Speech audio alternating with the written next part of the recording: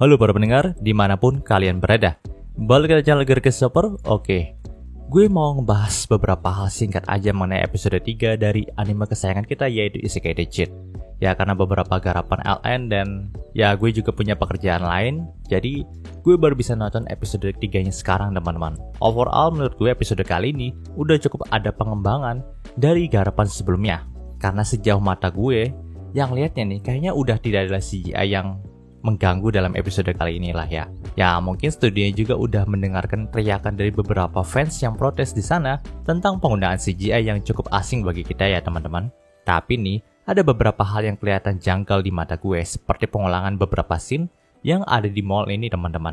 Ya, pengulangan scene seperti ini kayak menunjukkan banget sih kalau studionya mungkin aja terlalu terburu-buru dalam membuat episode 3 ini. Atau mungkin aja ada masalah lain yang tidak kita ketahui, teman-teman.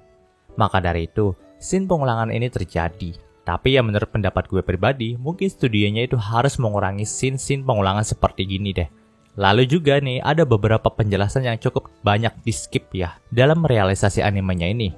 Kalau kalian baca novelnya, kalian itu pasti udah tahu kalau novel ini dipenuhi dengan penjelasan super panjang dan lengkap mengenai item-item ataupun skill yang didapetin sama Yuya.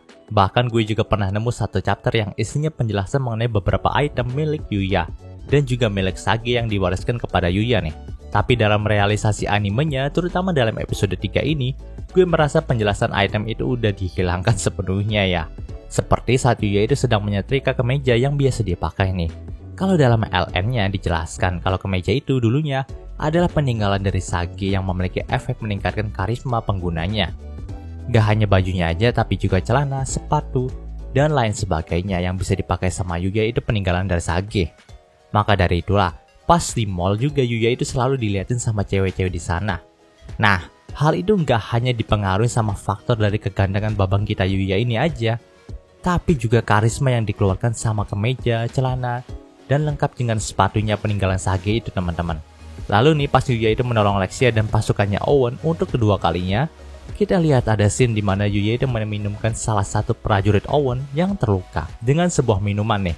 Nah, minuman yang dipakai sama Yuya adalah obat herbal dari tumbuhan yang tumbuh di taman rumahnya Sage, teman-teman.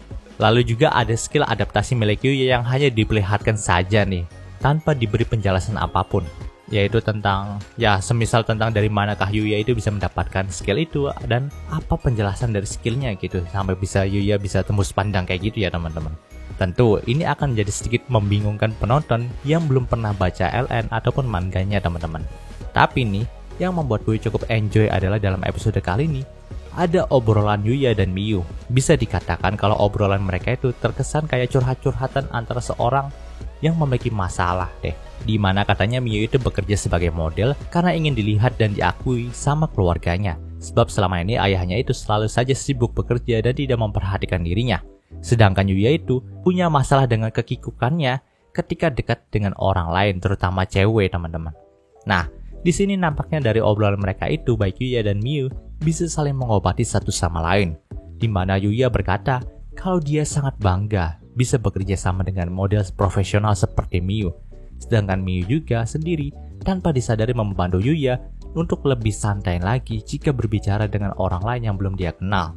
Oh ya, satu lagi nih, dalam episode ini juga kita mulai bisa melihat nih kalau nampaknya petualangan Yuya dalam isekai ini akan lebih berwarna lagi, di mana dia itu sudah bertemu kembali dengan putri sablon kita yaitu Lexia yang ingin langsung minta nikah sama Yuya. Dan pembahasan episode 3 ini pun berakhir.